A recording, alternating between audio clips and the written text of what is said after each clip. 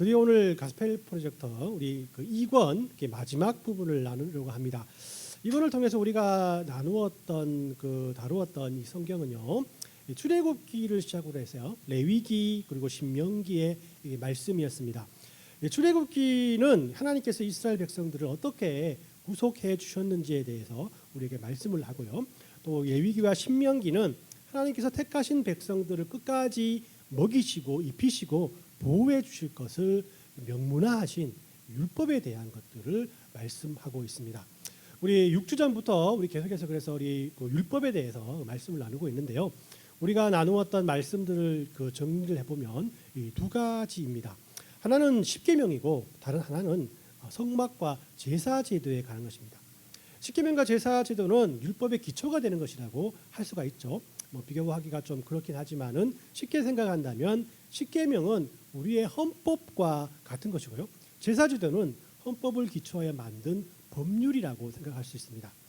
우리는 십계명에서 하나님께서 이 율법을 만드신 의도를 파악할 수가 있죠. 십계명의 중심 주제가 바로 무엇이라 했습니까? 바로 하나님만을 섬기라라는 것입니다.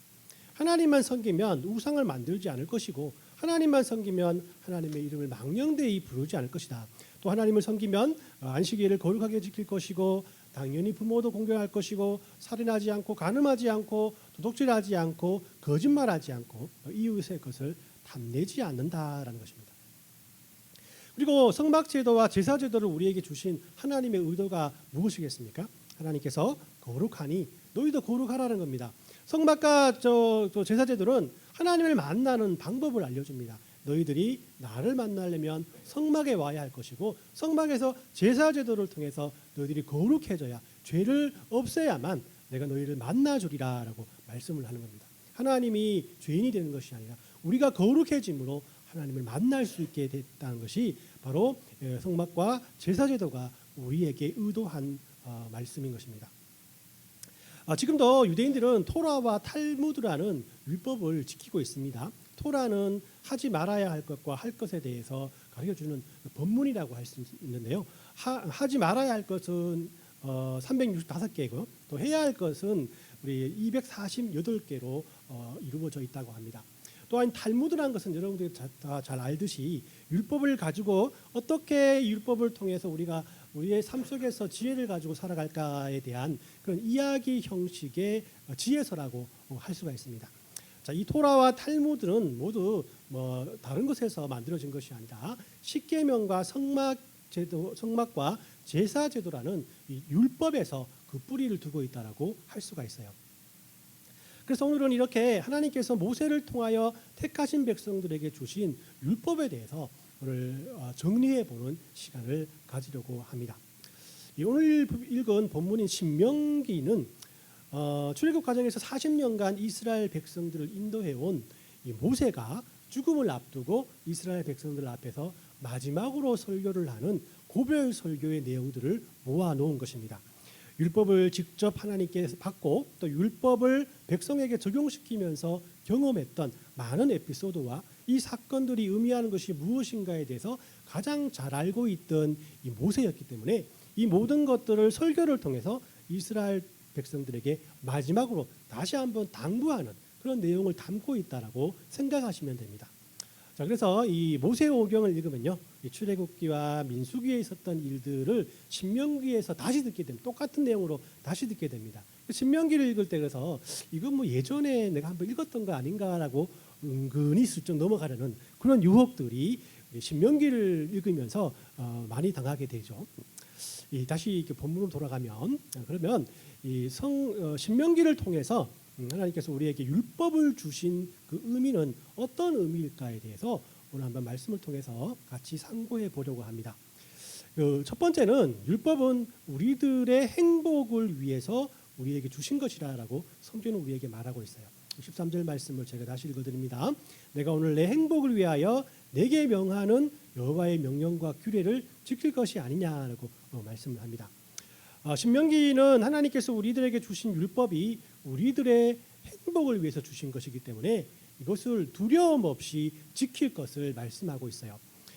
그 이유를 본문인 신명기 10장을 말씀을 통해서 살펴보면 두 가지로 요약을 할 수 있습니다. 그 첫 번째가 바로 무엇이냐면 율법을 만드신 하나님께서 선한 분이시기 때문에 하나님께서 우리가 행복해지게 하기 위해서 율법을 주실 수 있다라는 것입니다.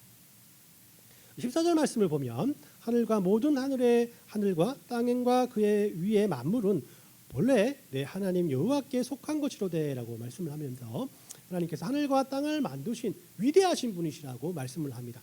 그리고 15절 말씀에 보면 여호와께서 오직 내 조상들을 기뻐하시고 그들을 사랑하사 그들의 후손인 너희를 만민 중에서 택하셨음이 오늘과 같으니라라고 말씀을 하시는데요. 하늘과 땅을 만드신 하나님께서 한 백성 이스라엘 백성들을 택하셔서 그들을 사랑하시겠다라고 작정하신 분이시라라고 말씀을 합니다. 또 22절 말씀에 보면은 애굽에 내려간 내 조상들이 겨우 70인이었으나 이제는 내 하나님 여호와께서 너를 하늘의 별과 같이 많게 하셨느니라라고 말씀을 하는 겁니다. 하나님께서는 택한 백성이 애굽에서 종살이할 때에 그들을 구해내셨고 70명이 애굽에 들어갔으나 이제 하늘의 별과 같이 많은 민족들을 이루어 출애굽하게 은혜를 내려주신 분이 바로 하나님이시라라고 말씀을 하는 겁니다. 모세가 이렇게 하나님의 공덕을 다시 한번 이스라엘 백성들에게 말씀하는 것은 하나님의 선한 일들을 이스라엘 백성들에게 말하고 있는 것은 이런 하나님께서 우리에게 선하게 우리를 이끌어 주신 이런 하나님께서 우리에게 주신 이 율법인데 이것이 어찌 우리에게 고통을 주기 위해서 주신 말씀이겠는가, 율법이겠는가? 바로 우리를 행복하게 우리를 사랑하는 마음으로 주신 율법이다. 그러니 하나님께서 선하신 것처럼 율법도 역시 선하다라고 우리에게 말씀하고 있다는 것입니다. 자, 율법이 사람을 행복하게 해주는 두 번째 이유는 율법이 옳은 길로 가는 기준을 우리에게 제시하고 있기 때문이라고 할 수 있습니다. 율법은 이스라엘 백성들이 출애굽하여서 광야 생활을 할 때 그들이 하나님 앞에 거룩한 삶을 살아가도록 기준을 제시해 주신 것이었습니다. 사소한 범죄에 대해서도 거기에 합당한 형벌을 일일이 적어 주셨고요. 먹을 수 있는 것과 먹을 수 없는 것들을 구별하셨고 또 접촉할 수 있는 대상과 그렇지 못한 대상들에 대해서도 상세히 설명을 해줍니다. 또 더 나아가서 눈에 띄지 않을 수 있는 소외된 사람들을 일일이 제시하면서 그들을 다른 사람 어떤 한 사람이 돕는 것이 아니라 공동체의 모든 사람들이 함께 도울 수 있도록 지시하는 것이 율법의 내용이라고 할 수 있는 겁니다. 이스라엘 백성들은 어떤 면에서는 홀로 광야에 놓여진 민족 아니겠습니까? 가장 하나님께 집중할 수도 있는 곳이 광야이지만은 가장 사람들의 본능에 치우치며 살아갈 수 있는 것이 바로 광야의 생활이었던 겁니다. 하지만 하나님은 율법이라는 기준을 통해서 그들이 욕심과 욕망에 사로잡혀 살아가지 않도록 하시고 무엇이 그르고 무엇이 옳은 길인가를 그들에게 확실하게 제시해 주었습니다. 이는 마치 길가의 표지판처럼 하나님께로 가는 길을 하나님의 백성들에게 제시해 주는 귀한 이정표와 같다라고 할 수가 있습니다. 그렇기 때문에 이런 율법은 택한 백성들을 하나님께로 가까이 나갈 수 있게 하나님께서 우리에게 행복을 줄 수 있는 그 길을 걸어갈 수 있게끔 하는 귀한 약속이다라고 보는 것이 바로 모세가 율법을 보는 관점이라고 할 수 있는 겁니다. 하나님이 이렇게 율법을 통하여 하나님의 위대하심과 선하심을 통하여 우리들이 하나님의 의로운 옳은 길로 갈 수 있는 기준을 제시해 주므로 우리들 행복한 삶으로 인도해 주신 분이시다라고 말씀을 하고 있는 겁니다.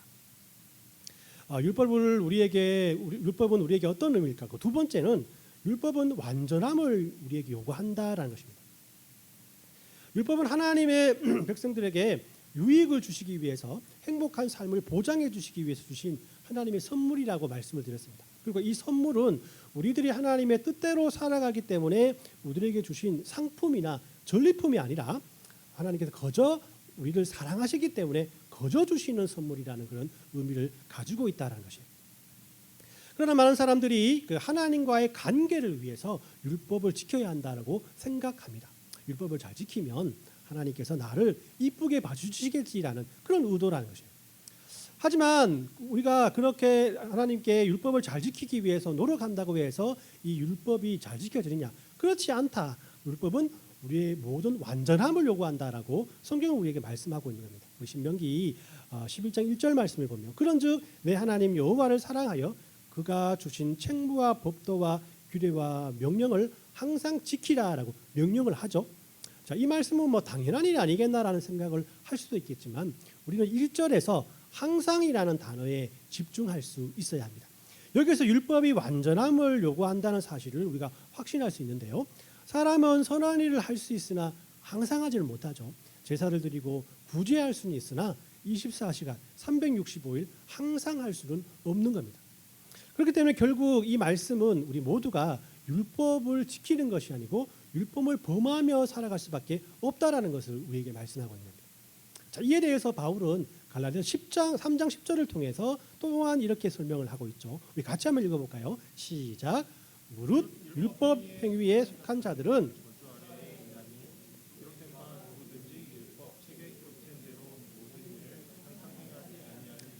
저주 아래 있는 자라 하였음이니라라고 말씀합니다. 자, 여기에서도 보면 항상이라는 단어가 나오죠. 이 갈라디아서의 보충 설명을 통해서 볼 때 율법이 우리의 전리품이나 상품이 아니라 하나님의 온전한 선물이라는 사실을 우리가 입증해 볼 수가 있는데요. 그 율법도 누구도 그 율법을 행함으로써 하나님께 칭찬을 받을 수 없다라는 그런 의미인 것입니다. 자, 그렇기 때문에 율법이 하나님께서 우리가 율법을 잘 행했다라고 하면서 칭찬하면서 주는 그런 전리품이 아니라 그런 상품이 아니라 우리에게 거저주는 선물이다라고 말씀을 하고 있는 겁니다. 여러분들 생각해 보십시오. 자, 아이들은 한 20만 원, 30만 원짜리 레고를 자기 손으로 살 수 없습니다. 도저히 살 수 없죠. 이것은 부모님의 선물로 받는 겁니다. 이 부모님이 열심히 참 아이가 이뻐서 야, 그래 생일 선물날 선물을 사주겠다라고 선물을 사줬어요. 근데 아이가 이런 말을 하죠. 엄마 얼마면 되겠어? 라고 이렇게 물어본다면 좀 이상했나요? 별로 좀 임팩트가 없나요? 얼마면 되겠어? 라고 여러분들이 와서 막 돈을 막 흔들어가면서 얼마면 되겠어? 라고 말한다면 여러분들 어떤 생각이 들겠습니까? 아이가 야 나를 무시하구나라고 무시하는 아이가 어른을 무시하게 되고 부모님은 아이에게 무시당하는 부모가 될 수밖에 없다라는 것이죠. 율법도 마찬가지죠. 우리가 율법을 우리에게 주신 그 은혜를 선물로 주셨는데 거기에 대해서 대응하여서 내가 이런 것을 지키며 율법을 지키겠습니다라고 나아간다면 이와 똑같이 우리가 하나님을 무시하는 경향이 될 수가 있다는 거예요. 그러면 왜 율법은 우리들의 연약함에도 불구하고 우리가 지키지 못함에도 불구하고 이렇게 우리에게 완벽함을 요구하는 것일까라는 이는 엄격한 율법의 요구 앞에서 인간은 자신이 얼마나 완전함과 거리가 먼 존재임을 알아갈 수가 있기 때문이라고 할 수가 있습니다. 바울은 이 사실을 깨닫고 우리에게 이렇게 다시 말씀을 하죠. 로마서 7장 9에서 10절까지 말씀인데요. 같이 읽겠습니다. 시작. 전에 율법을 깨닫지 못했을 때에는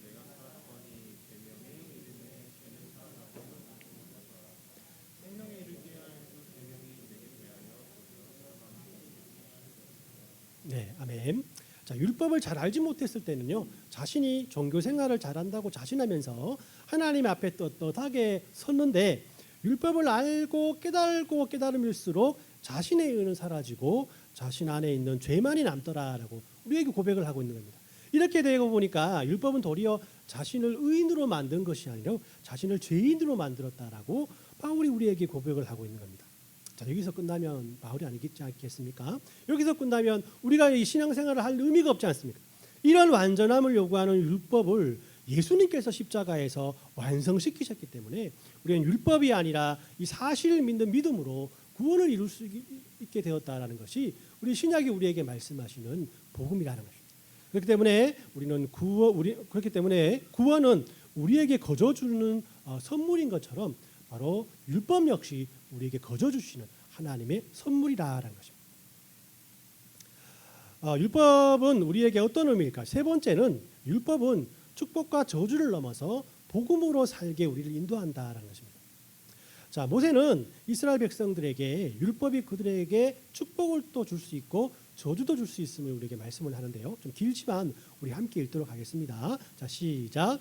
내가 오늘 복과 저주를 너희 앞에 두나니 너희가 만일 내가 오늘 너희에게 명하는 너희의 하나님 여호와의 명령을 들으면 복이 될 것이요 너희가 만일 내가 오늘 너희에게 명하는 도에서 돌이켜 떠나 너희 하나님 여호와를 명령을 듣지 아니하고 본래 알지 못하던 다른 신을 따르면 저주를 받으리라라고 이 말씀을 합니다. 자, 이 말씀이 도대체 어떤 의미인가? 이 말씀은 두 가지 의미로 우리 살펴볼 수가 있습니다. 그 첫 번째 의미는 바로 무엇이냐면 말씀의 내용 그대로 하나님은 순종하면 복을 주고 또 불순종하면 벌을 주는 분이시다라는 겁니다. 하나님은 율법을 통해서 이렇게 순종과 또 이렇게 불순종을 통해서 복과 저주를 우리에게 임하시겠다라고 말씀하셨다는 것이에요.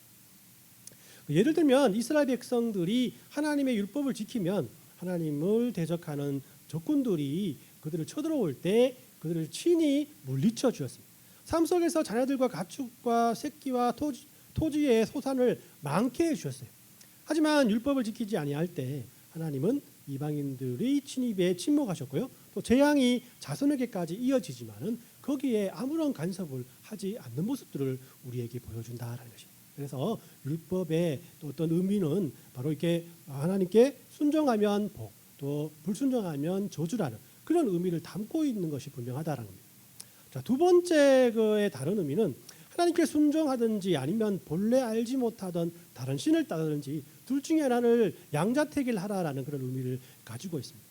하나님께서 주신 율법을 따르다가 상황이 바뀌면 내가 또 율법을 따르지 않아야겠다. 뭐 상황이 이런데 어떻게 하라고 율법을 따르지 않거나 하지 말고 하나님을 따르려면 율법을 지키고 그렇지 않으려면 그냥 이방 신들을 섬기라라고 말씀을 하는 겁니다.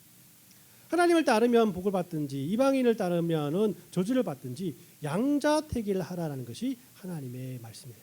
하나님은 이 사안에 대해서는 중립적인 요구를 허용하지 않는다라고 말씀을 하는 겁니다. 하지만 인간은 어떻습니까? 이 불순종하는 성향을 가지고 살아가는 연약한 존재 아니겠습니까? 그렇다면 하나님을 따르되 가끔은 불순종하며 살아가면 그래도 하나님께서 참 우리를 불쌍히 여기지 아니할까라는 생각을 할 수 있지 않습니까? 그러나 율법으로는 이것이 허용되지 않습니다. 율법은 그만큼 우리에게 온전함을 요구하고 있다는 겁니다. 자, 그렇다면 우리는 율법을 어떻게 바라보고 어떻게 율법을 따라 살아가야 할까요? 하나님은 이런 진퇴양난의 우리를 그냥 내버려 두시지 않으시고 때가 참에 예수님을 우리에게 보내주셨다라고 말씀을 합니다. 예수님은 하나님의 말씀에 순종하시어 우리들을 위해 십자가에서 우리들이 당해야 할 모든 저주를 받으셨다라고 말씀을 합니다. 바울은 이 갈라디아서에서 이 사실을 다시 한번 설명을 하고 있는데요. 우리 3장 13절 말씀을 같이 읽어볼게요. 시작.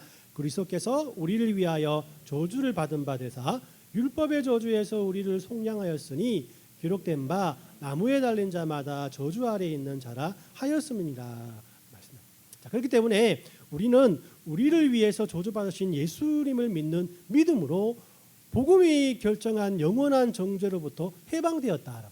이 사실을 우리는 복된 소식 곧 복음이라고 부른다라는 것입니다. 로마서 8장 1절 2절 말씀을 같이 읽습니다. 시작. 그러므로 이제 그리스도 예수 안에 있는 자에게는 결코 정죄함이 없나니 이는 그리스도 예수 안에 있는 생명의 성령의 법이 죄와 사망의 법에서 너를 해방하였음이니라라고 말씀하는 것.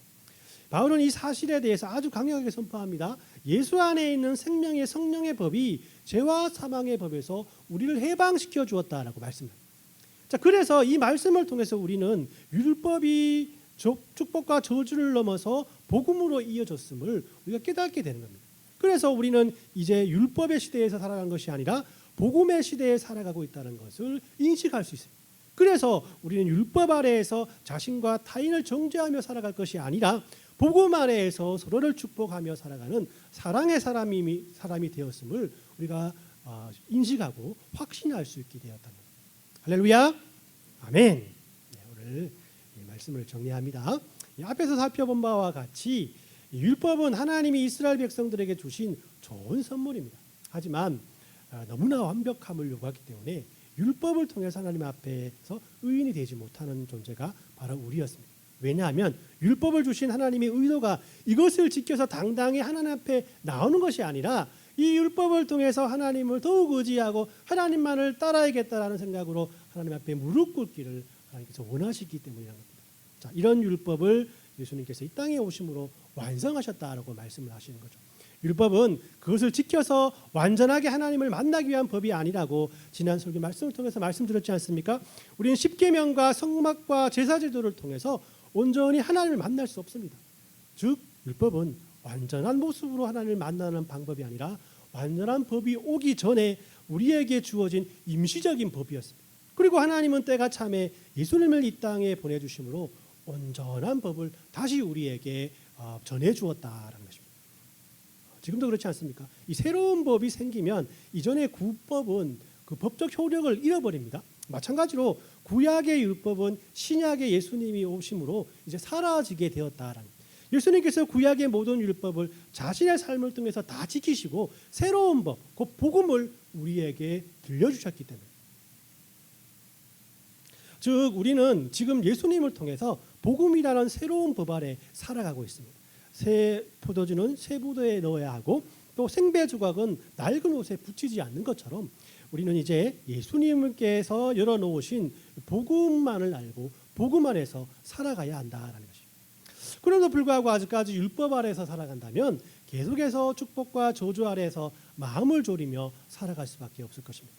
이 새 포도주가 험 부대에 들어가면 둘 다 상하게 되고 생배 조각이 낡은 옷에 붙이게 되면 둘 다 못 쓰게 되는 결과와 마찬가지로 복음과 율법은 함께하지 못하고 율법으로 복음을 덮는 것이 아니라 복음으로 율법을 덮을 수 있는 그런 결과를 하나님께서 우리에게 허락하셨다라는 것입니다. 자, 그렇기 때문에 우리는 구약의 율법을 통해서 새로운 시대를 복음으로 여실 예수님을 볼 줄 알아야 합니다. 예수님의 몸된 성막과 제사 제도를 통해서 예수님의 죽으심과 고난을 볼 수 있어야 한다는, 수많은 지킬 수 없는 계명들을 지키려고 노력하면서 우리는 우리 자신의 의를 하나님 앞에 내어놓는 것이 아니라 우리는 할 수 없고 예수님께서 우리 곁에 계심으로 예수님을 의지하는 마음으로 하나님 앞에 나갈 수 있음을 깨닫게 될 수 있어야 한다라는 것입니다. 그래서 저는 우리 주안의 교회 모든 성도들이 이번 한 주간은 이런 하나님의 은혜와 예수님의 희생을 생각하며 살았으면 좋겠습니다. 하나님의 은혜만을 강조하여 우리의 삶을 방종하기보다는 이 은혜를 이루기 위해서 피 흘리신 예수님의 공로를 한번 생각하며 그분을 의지했으면 좋겠습니다. 그리고 하나님께서 율법을 우리에게 선물로 주신 것은 곧 하나님께서 우리에게 예수님을 선물로 주신 것이라는 사실을 우리 마음속에 간직하고 이런 하나님만을 찬양하는 그런 삶을 살았으면 좋겠습니다. 이런 모든 은혜가 저와 여러분들의 모든 삶 가운데 넘쳐나시길 예수님의 이름으로 축원합니다. 아멘.